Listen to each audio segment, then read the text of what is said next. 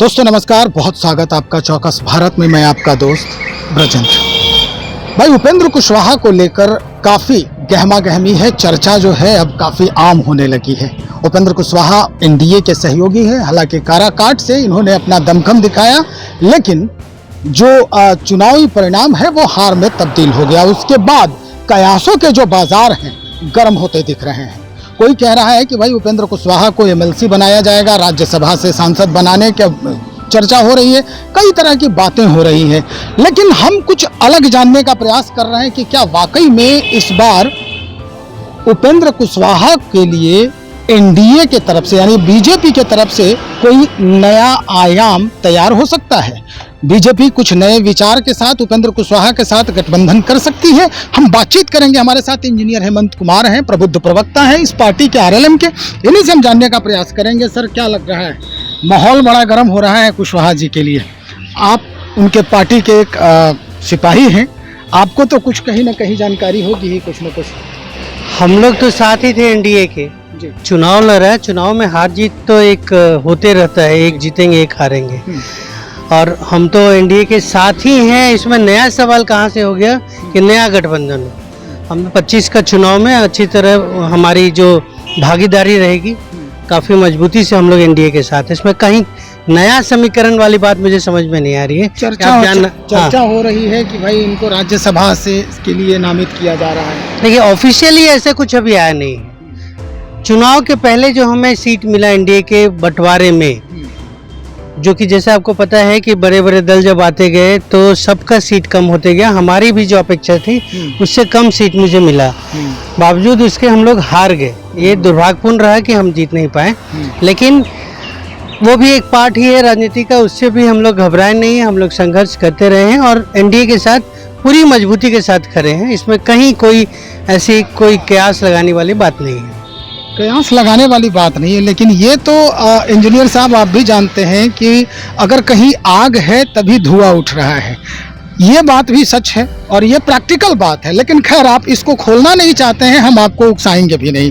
बात ये अब सामने आ रही है कि जिस सेना का सेनापति अगर कमजोर हो या उनके सैनिक हार जाते हैं तो सेना का जो आला अधिकारी होता है थोड़ा सा संकुचित हो जाता है। उसके बारे में विधानसभा में क्या आपके साथ भी यही होने वाला है? नहीं, ऐसा कुछ नहीं है और जरूरी नहीं है। सेनापति खुद लड़ाई हमेशा नहीं लड़ते हैं। सेनापति अगर मजबूत हो तो उनके सिपाही जो हैं वो कहते हैं ना कि उड़ान भरने के लिए आपका हौसला होना चाहिए, पंखों में जान हो चाहे नहीं हो, तो वो हौसला है हम लोग के अंदर। और हम लोग जो हैं पूरी तरह एकदम मजबूती के साथ खड़े हैं। आपने जो बताया था एनडीए ने 7 नहीं उम्मीदवार खड़ा किया था, महागठबंधन की तरफ से हमारे तरफ से 4 थे, जिसमें से 3 जीत कर आए। एक मात्र उपेंद्र कुशवाहा और एक संतोष कुशवाहा पूर्णिया, ये 2 हमारे नेता नहीं जीत पाए। लेकिन हम लोग पूरी तरह और पूरा कुशवाहा समाज, आप एक चीज़ बताइए, लोग ये कह रहे हैं, आकलन लगा रहे हैं कि कुशवाहा समाज ने एनडीए को वोट नहीं दिया। मैं ऐसा 4-5 लोकसभा का सीट बताता हूँ जहाँ अगर कुशवाहा ने वोट नहीं दिया तो जीत कर नहीं आते। एग्जाम्पल के लिए उजियारपुर आप देख लीजिए, खगड़िया देख लीजिए, तो ये सब जगह कुशवाहा के कैंडिडेट होने के बावजूद लोगों ने उपेंद्र कुशवाहा, इवन हमारे सीतामढ़ी में उनके यहाँ भी कुशवाहा ने वोट दिया एनडीए को, तब हमारी पोजीशन आई है और 30 हम लोग जीत कर आए हैं। तो कहाँ आपको लग रहा है कि कमज़ोर पड़ गया है या हमारे सेनापति कमज़ोर पड़ गए? किस नज़रिए से आप देख रहे हैं, मुझे समझ में नहीं आ रहा। नहीं, कुछ लोगों का ये कहना है कि भाई अब जो है उपेंद्र कुशवाहा की जो हार हुई है काराकाट में, इस बाबत जो है कहीं ना कहीं भारतीय जनता पार्टी के जहन में ये बात कौंध रही है कि अब इन्हें किस तरह से जिम्मेदारी दिया जाए। देखिए, भारतीय जनता पार्टी की बात आप जो कर रहे हैं, भारतीय जनता पार्टी क्या सोचे हमें पता नहीं। हम लोग पूरी मजबूती के साथ और मुस्तैदी के साथ एनडीए के साथ खड़े हैं। 25 में दिखेगा। लोकसभा में खड़े नहीं थे, लोकसभा में भी खड़े थे, लेकिन वो हार का वजह क्या रहा? 2-3 दिन पहले हमारी समीक्षा बैठक हुई थी। जो लोग उस विधानसभा से महत्वपूर्ण साथी थे उनके साथ बैठक हुई, सब लोगों ने समीक्षा की और कुछ निष्कर्ष पे निकले कि ये वजह से हम लोग हारे।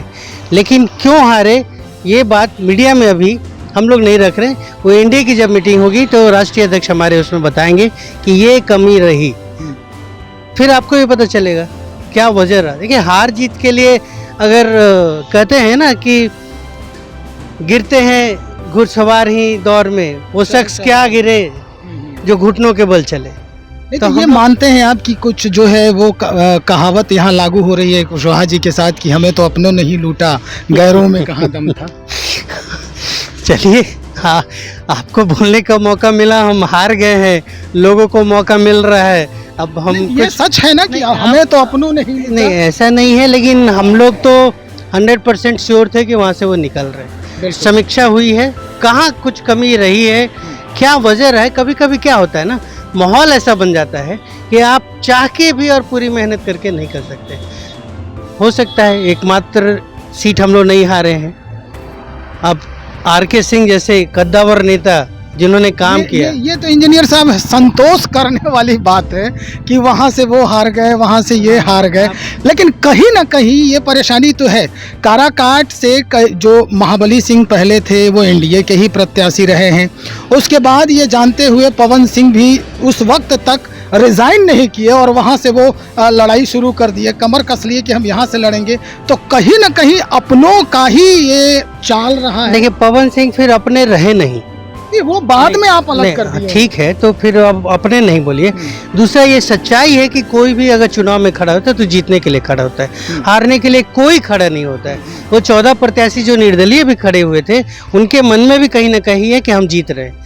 तो ठीक है, दुर्भाग्यपूर्ण रहा, हम नहीं जीत सके, लेकिन हाँ ये भी सही है कि हम दूसरे को ना बोल के हम अगर अपनी बात केवल करें तो ये सच्चाई यही है कि हम हार गए हैं। लेकिन हम लोग जनता के दिलों को जीत गए हैं, क्योंकि हारने के बाद भी मीडिया में और तमाम जगह जो चर्चा हो रही है तो एकमात्र कुशवाहा उपेंद्र कुशवाहा। दूसरा आप देखिएगा कि ये उपेंद्र कुशवाहा का ही देन है कि आज अभय कुशवाहा जैसे नेता जो जदयू में थे कल तक, आज आरजेडी संसदीय दल के नेता बने।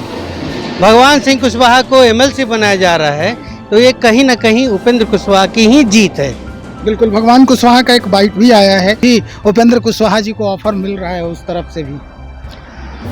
आप अगर ऑफर हम समझे, हम तो एनडीए के पार्ट ही हैं, भगवान सिंह तो एनडीए के ही नहीं, वो हम विपक्षियों की बात कर रहे हैं। चलिए, वो राजनीति में चलते रहती है कयास।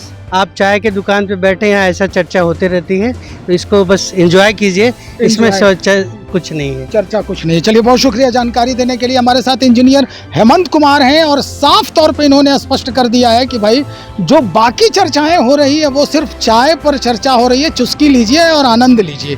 खैर, उसको अगर हम दरकिनार कर दें तो निश्चित तौर पर एनडीए में जिस तरह से ये लवकुश समीकरण को साधने की तैयारी हो रही है और इसके रथवाहक के रूप में अब उपेंद्र कुशवाहा को सामने रखा जा रहा है, ये काबिले गौर हो सकता है।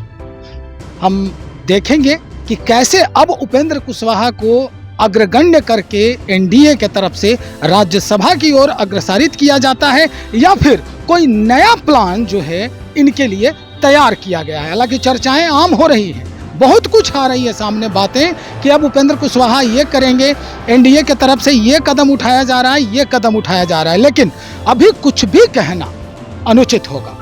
हम बात करना चाहे, हम खोलने का प्रयास किए, लेकिन अभी भी गुप्त रखा गया है ये कह के कि कुछ दिन के बाद हम मीडिया में सारी बात स्पष्ट कर देंगे। तो चलिए कुछ दिन का इंतजार करते हैं और उसके बाद फिर हम आपसे मुखातिब होते हैं। तब तक इंतजार करें, बने रहें हमारे साथ। बहुत शुक्रिया।